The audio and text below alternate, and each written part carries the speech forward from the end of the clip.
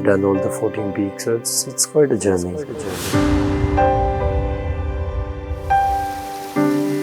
हम लोग रास्ता भूल गए और मैं 28 घंटे के लिए उस बर्फ के अंदर बस ऐसे पड़ा।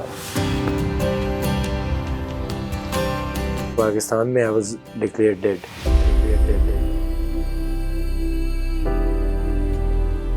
The best moment is yet to come. ज़रा अपनी जर्नी बताएं, जहाँ से आपने स्टार्ट किया ये लंबा सफ़र और इवेंचुअली आपने एक बहुत बड़ा कारनामा अंजाम दिया। पूरा साल में वेट करता था, एक 3-4 हज़ार मीटर की पीक करके आता जाके। सो इस तरह करते करते मैं 8000 की तरफ आया। फिर मैंने ब्रॉड पीक क्लाइंब की, माउंट एवरेस्ट, K2, दुनिया के 14 पहाड़ कर गया। इट्स क्वाइट अ जर्नी यार। मतलब आज मैं अपना एक इंटरव्यू देखता हूँ कि मेरी ना बहुत बारीक आवाज़ होती थी पहले। ये तो एकदम से बारी हो गई। ये तो एकदम से ग्रो की है अभी, ये तो मुझे खुद भी नहीं पता। मेरी बहुत लड़कियों वाली आवाज़ होती थी। अच्छा। तो आप अगर मेरा आज भी कोई पुराना इंटरव्यू देखेंगे ना, उसमें मैं लाइक 11 साल का हूँगा, 11-12 साल का, और मैं वो उस बारीक आवाज़ में कह रहा हूँ कि K2 और माउंट एवरेस्ट तो मैंने करना ही करना है।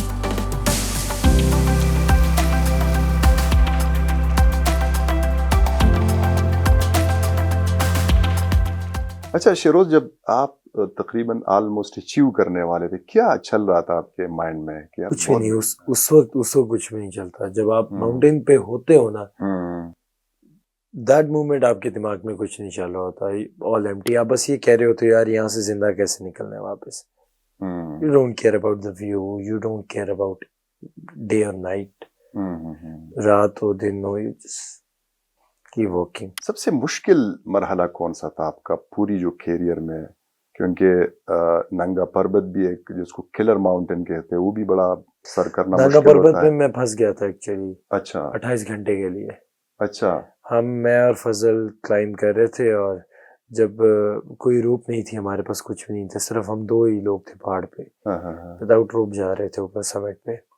तो जब हम समिट पे गए और वापस आते वक्त बादल आ गए और हम रास्ता भूल गए 7000 प्लस मीटर के ऊपर। अच्छा।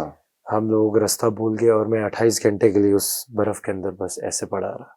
अच्छा। हाँ जी। और पाकिस्तान में I was declared dead. मुझे डेड डिक्लेयर कर दिया था पाकिस्तान के अंदर कि यार ही इज नो मोर।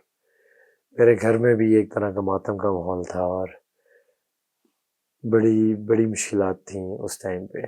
तो नागा पर्वत was a challenge for me. और जब मैं नागा पर्वत पे फंसा रात के टाइम पे, हम लोग ऐसे एक्सपोज पड़े हुए थे, कोई हमारे पास शेल्टर नहीं था, कोई हमारे पास ऑक्सीजन नहीं थी, बस हम ऐसे वो पड़े हुए थे उसकी तरह, कह लें लावारिस एक तरह के क्लाइंबर्स पड़े हुए थे यहाँ पे। और अगले दिन फिर जब मेरी आँख खुली 28 घंटे के बाद, तो फर्स्ट तो मुझे यही लगा कि मैं मर चुका हूँ, और अब ये जो दुनिया, ये जो मैं देख रहा हूँ, ये उस बात की दुनिया है सारी। लेकिन मुझे रियलाइजेशन होने में बहुत देर लगी, बिकॉज मेरी बॉडी पूरी सुन पड़ी हुई थी। तो मैं अपनी बॉडी को मूव नहीं कर पा रहा हूँ। तो जब हम पहले रात के टाइम पे जब सूरज ढल रहा था ना, तो हमारी उम्मीदें कम हो रही थी सरवाइव करने की, कि यार अब हम सरवाइव नहीं कर सकते हैं, कुछ भी हो जाए। तो ये एक बड़ा मुश्किल मसला था। तो उसके ऊपर मैंने लिखा भी था कि आज फिर नींद को आंखों से बिछड़ते देखा, अपने अक्स को फुरकत में उजड़ते देखा, अगरचे उस अक्स में भी था उसी का ठहर, उस अक्स से भी रूह को निकलते देखा। शहरोज क्या ढूंढता है तू उम्मीद की किरण, तूने भी आफ्ताब को ढलते देखा।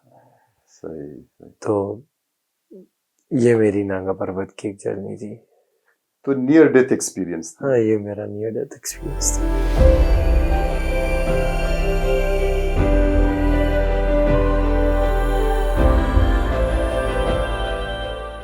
शिरोज, आपने अपने साथियों को मरते हुए देखा होगा।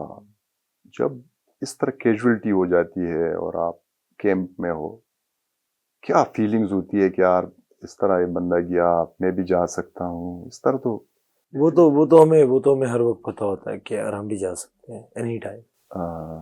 और मैंने बहुत अपने दोस्तों को मरते हुए देखा, अपनी आंखों के सामने लोगों को जाया होते हुए देखा एक तरह का।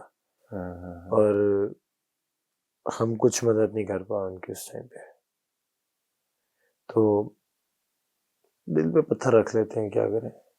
क्या फ्यूचर हेल्पलाइन स्पोर्ट्स का कोई गवर्नमेंट सपोर्ट है, कॉर्पोरेट सेक्टर बैकअप थी आपको इस लॉन्ग जर्नी में, मोर देन अ डिकेड? देखिए, अब्दुल रज़ाक दाऊद साहब ने तो मुझे बहुत हेल्प की इस चीज़ के अंदर। उनकी हेल्प के बगैर ये प्रोजेक्ट पॉसिबल ही नहीं था। मैं अपनी होप काफ़ी हद तक लूज कर चुका था पहले, अच्छा, और उसके बाद किस स्टेज पे आप लूज कर गए थे? जब मतलब पिछली गवर्नमेंट के अंदर, मतलब मैं अपनी सपोर्ट नहीं हो रही मैं अपनी, हाँ, और सपोर्ट इंडिविजुअल बेसिस पे भी नहीं, मैं सिर्फ सपोर्ट अल्पिनिज्म को सपोर्ट नहीं है। पाकिस्तान के अंदर 5 बड़े पहाड़ हैं, नेपाल अपने आधे से ज़्यादा रेवेन्यू जनरेट करता है माउंटेन से, और हमारे पास उससे खूबसूरत पहाड़ है, लेकिन हम लोग उस चीज़ को यूटिलाइज नहीं कर पा रहे हैं सही तरह से।